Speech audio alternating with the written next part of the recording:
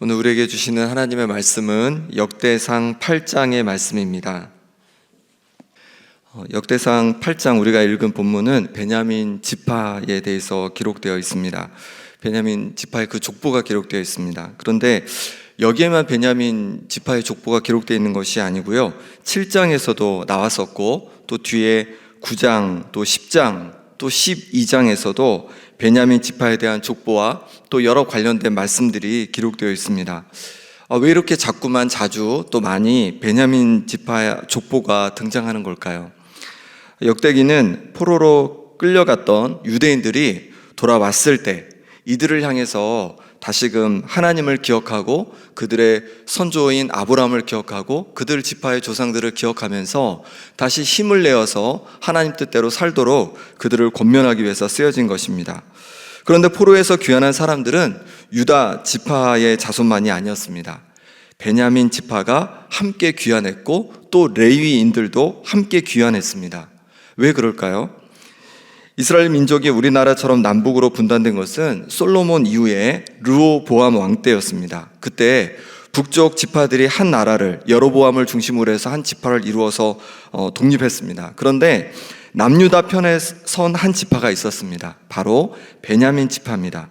베냐민 지파는 이스라엘이 북이스라엘과 남북으로 분단될 때 유다 지파를 배반하지 않고 끝까지 유다에 속하여 함께하였습니다.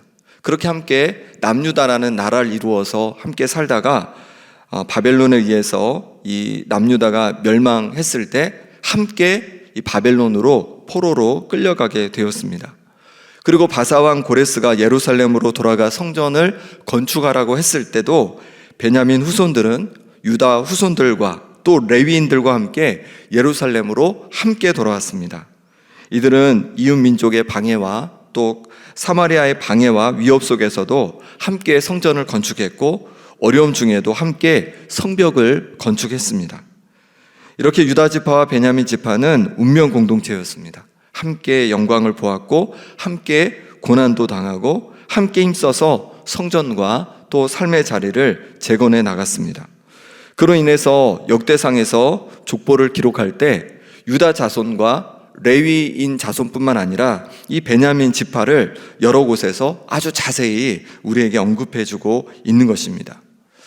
하나님께서는 유다 지파에게 베냐민 지파를 주셔서 함께 남유다를 이루어 살게 하신 것처럼 우리에게도 함께 신앙생활 해갈 공동체를 주셨는데 바로 교회 공동체입니다.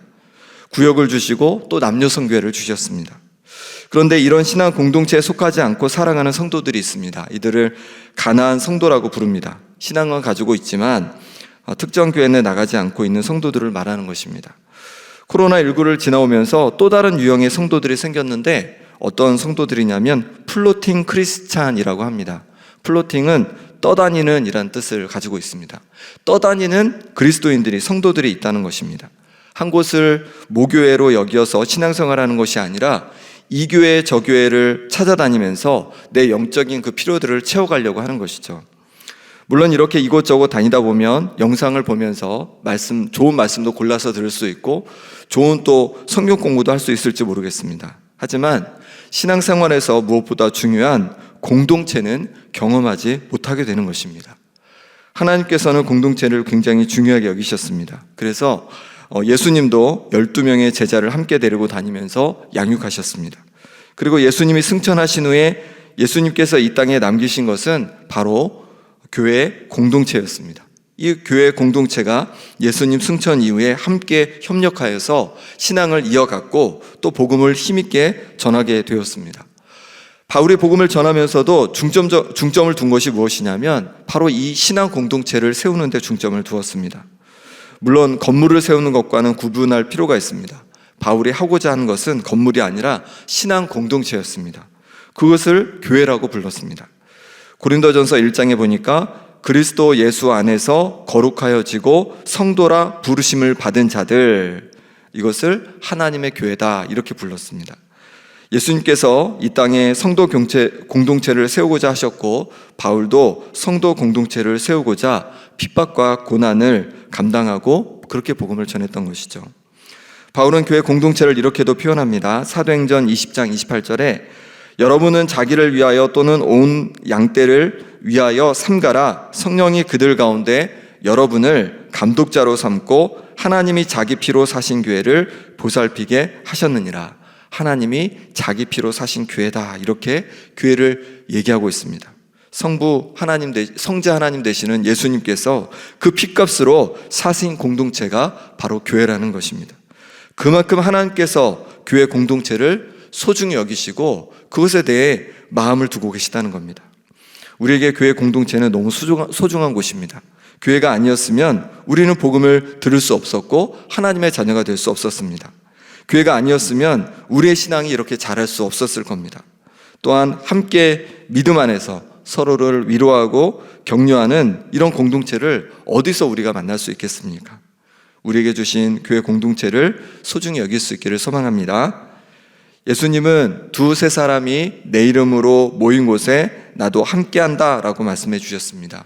구역에서 또 여전도에서 남성교회에서 봉사하는 부서에서 우리가 함께 기도하고 함께 믿음 안에서 교제할 때 예수님께서 그 가운데 우리와 함께 해주시고 우리 기도 가운데 응답해 주실 뿐만 아니라 우리가 또한 작은 천국 공동체를 맛보게 될 줄 믿습니다.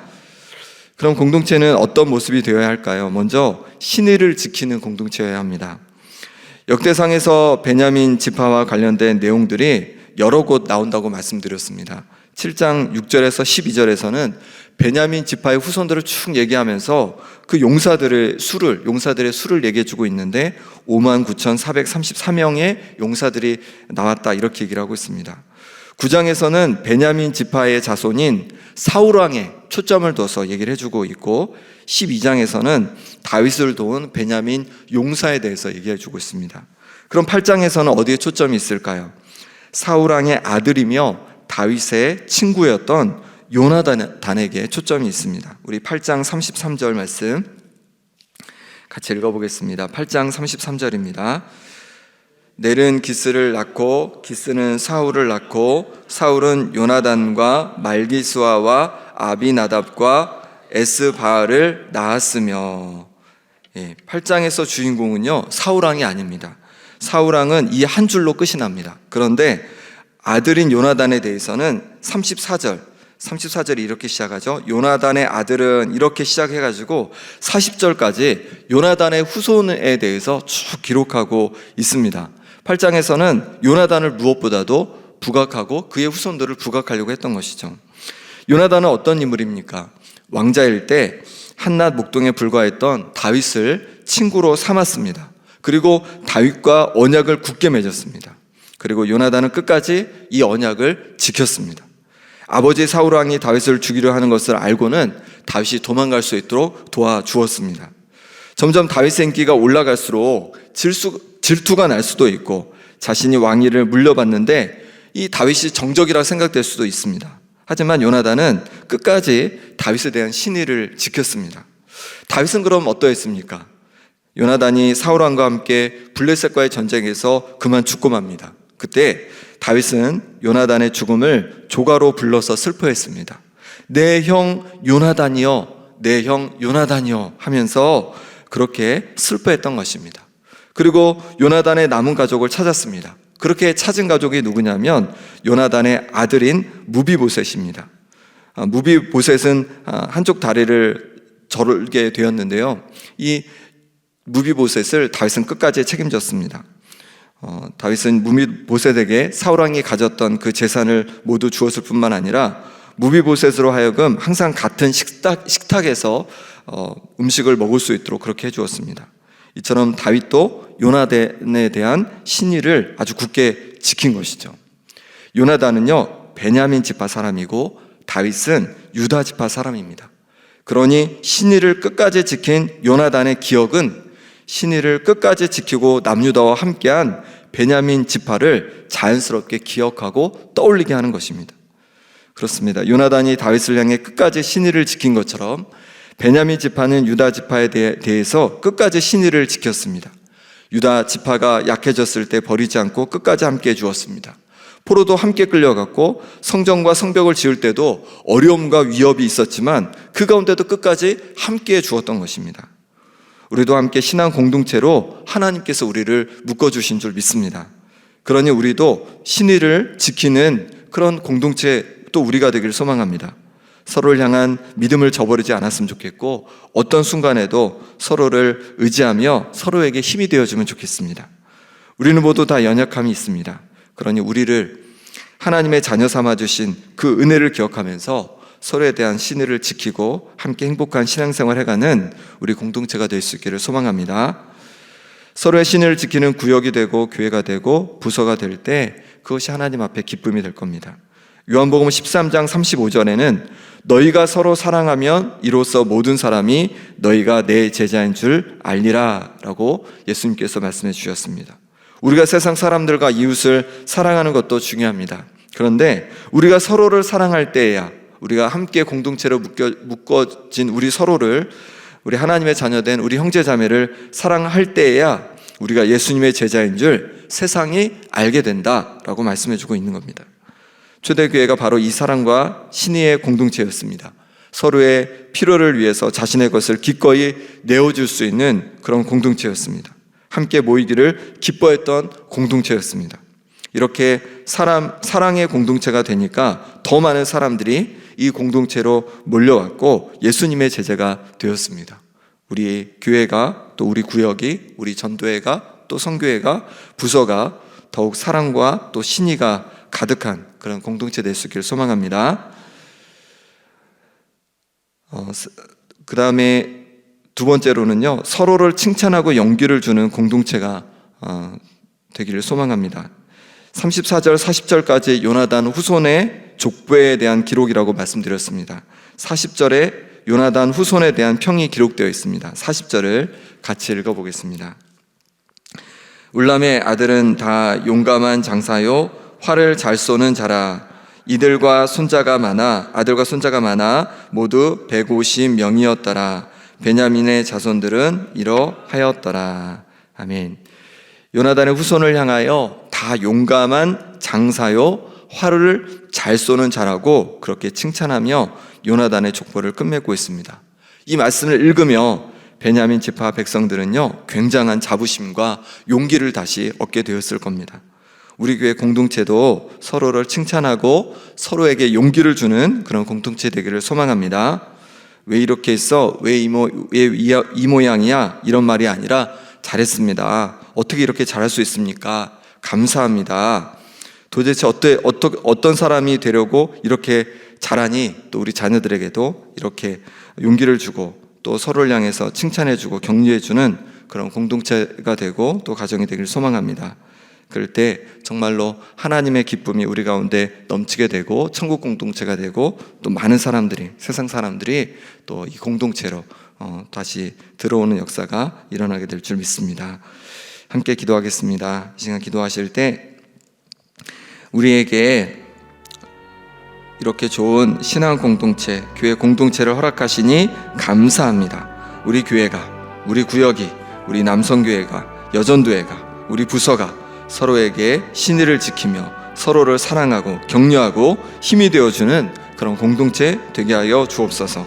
또 함께 기도하실 때 2차, 3차 남은 항존직 선거 가운데 함께 하셔서 귀한 일꾼들이 세워지게 하여 주옵소서. 이 시간 우리 함께 기도하겠습니다. 하나님 아버지, 이 시간에 주님 앞에 기도하며 나갑니다. 하나님께서 도와주시고 또 함께 해주시길 원합니다. 우리 가운데 귀한 공동체를, 믿음의 공동체를 허락하시니 감사합니다. 하나님 아버지, 우리 교회가, 또 우리 구역이, 또 남성교회가, 여전도회가, 우리 부서가 서로에게 아버지의 신의를 지키고 서로를 신뢰하고 서로를 격려하고 아버지 하나님 서로 사랑하고 아버지의 힘이 되어주는 그런 공동체가 되게 하여 주옵소서. 그러므로 말미암아서 많은 세상 사람들이 부러워하고 정말로 가고 싶은 공동체가 되게 도와주시고 그렇게 하나님 앞에 기쁨이 되고 큰 위로가 되는 그런 공동체로 우리 교회를 든든히 세워 주시옵소서. 하나님 아버지, 또 우리 가정을 그렇게 세워지기를 원합니다. 우리 가정도 하나님 기뻐하시는 공동체 되게 하여 주셔서 서로를 사랑하고 격려하며 힘이 되어주는 그런 공동체 될 수 있도록 인도하여 주시옵소서. 하나님 아버지, 주께서 붙잡아 주시기를 원합니다. 이제 항존직 선거가 하나님 아버지 2차 3차 남았습니다. 하나님, 귀한 일꾼들이 많이 세워지게 도와주시고, 그러므로 말미암아서 주님의 몸된 교회가 더욱 든든히 세워져가는 역사가 일어나게 하여 주시옵소서. 하나님 함께하여 주시옵소서. 하나님 아버지, 유다 지파에게 베냐민 지파를, 또 다윗에게 요나단을, 그렇게 좋은 믿음의 사람들을, 또 동역자를, 공동체를 주신 것처럼 우리에게도 이런 좋은 교회 공동체 안에서 함께 신앙생활을 해가게 하시니 감사합니다. 우리 교회가, 또 우리 구역이, 남성교회가, 여전도회가, 우리 각 부서가 서로에게 신의를 지키며 서로를 사랑하며 격려하며 힘이 되어주는 그런 사랑의 공동체 될 수 있도록 은혜 더하여 주옵소서. 이제 2차, 3차 남은 항정지 선거 가운데도 함께해 주시기를 원합니다. 귀한 일꾼들이 많이 세워지게 도와주시고, 그래서 주님의 몸된 교회가 더욱 든든히 세워져 갈 수 있도록 은혜 부어 주옵소서. 오늘 하루도 주님께서 우리를 붙잡아 주시고 우리 기도 가운데 응답해 주시며 우리 길을 선하게 인도해 주시기를 소망하옵고 예수 그리스도의 이름으로 기도하옵나이다. 아멘.